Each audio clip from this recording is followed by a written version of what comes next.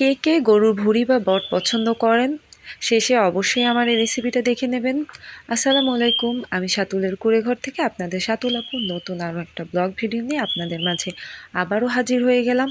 তো মেয়েদের তো রান্না বান্না ছাড়া আর কোনো অপশনই নেই, কারণ যতই আপনি চাকরি করেন, যতই আপনি অনেক পড়াশোনা করেন না কেন, আপনার ওই রান্নার কাছেই আসতে হবে, চুলার কাছেই আসতে হবে।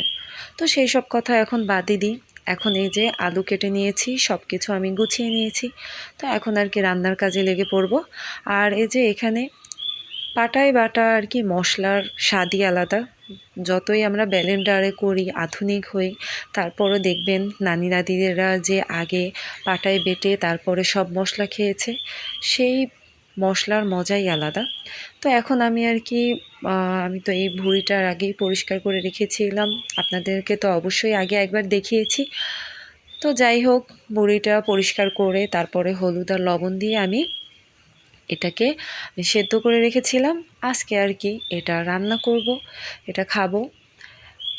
তো অনেকেই পছন্দ করে না হয়তো, কিন্তু আমার তো ভালোই লাগে। আমার হাজব্যান্ডই পছন্দ করে না, কিন্তু আমার কাছে ভালোই লাগে, আমার ছেলেরাও খায়।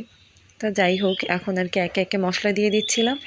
তারপরে এই ভুঁড়িটা যদি আপনারা রান্না করেন, তো সেটা আর কি 2 দিন ধরে রান্না করলে ভালো হয়। তো 2 দিন ধরে এবার আর রান্না করব না, এবার একবারেই রান্না করব। এই জন্য আর কি প্রেশার কুকারে দিয়ে দেব আমি।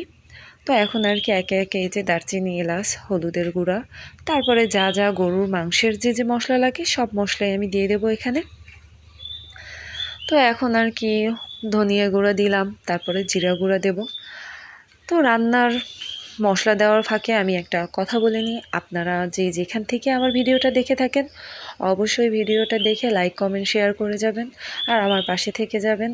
অবশ্যই আমার যারা এখনও আমার বন্ধুরা আমার পাশে থাকেননি বা আমার চ্যানেলটাকে সাবস্ক্রাইব করেননি, অবশ্যই তারা সাবস্ক্রাইব করে আমার পাশে থেকে যাবেন।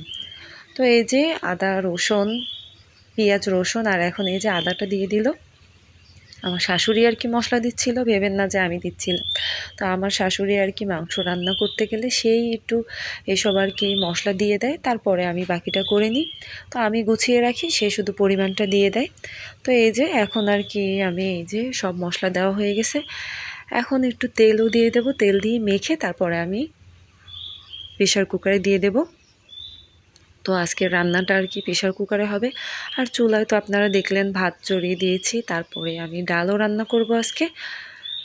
তো যাই হোক, এখন আর কি রান্না বান্না শুরু করে দিলাম।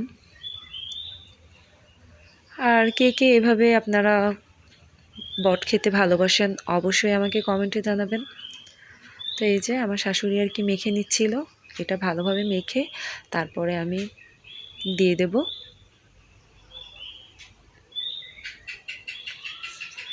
এই তো এখন আমি এই যে প্রেশার কুকারে দিয়ে দিলাম। তো প্রেশার কুকারটা তো অনেক বড়, আর তার জন্য তরকারি অনেক ছোট, মানে অল্প পরিমাণ।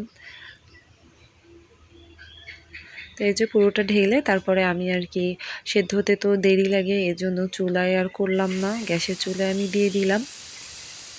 তো এই যে গ্যাসের চুলায় আর কি ছিটি দিচ্ছিল। তো আমার অনেক ভয় করে প্রেশার কুকার যখনই থাকে, আমি অন করি আর কি।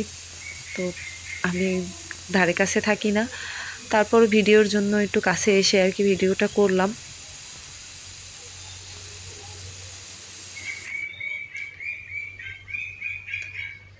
আর এখন এই যে আলুটা দিয়ে দেব, কারণ ওদিকে প্রায় সেদ্ধই হয়ে আসছে। এখন আর কি আলুটা দিয়ে আমি আরও 2টা ছিটি দিয়ে দেব। ছিটি দিয়ে তারপরে আর কি তারপরে আমি এটা কড়াইতে দিয়ে আবার ভালোভাবে ভাজা ভাজা করব, কারণ একটু ভাজা ভাজা না হলে এই বট বা ভুঁড়ি এটা ভালো লাগে না, আপনারা যে যাই বলে থাকেন।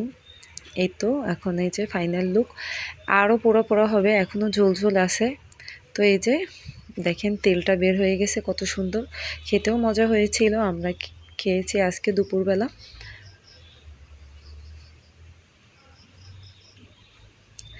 আর এই যে দেখেন আবার ভাত রান্না করছি, কাদের জন্য জানেন? আমার হাঁসের মুরগির জন্য এই ভাতটা রান্না করতেছি। আর এই যে তাদের খাবারও কালকে যা রান্না করে রেখেছিলাম ভাত, তো সেটা আর কি আর এই দেখেন বিশাল বড় একটা কাঁঠাল, তো ভেঙে আজকে আর কি খেলাম, ভালোই লাগছিল কাঁঠালটা। এটা আর কি আমার আম্মু নিয়ে আসছিল, এই কাঁঠালটা আম্মু দিয়ে দিয়েছিল। তো যাই হোক, আজকের ভিডিওটা এ পর্যন্তই। আপনারা যে যেখান থেকে দেখে থাকেন সবাই ভালো থাকবেন। আল্লাহ।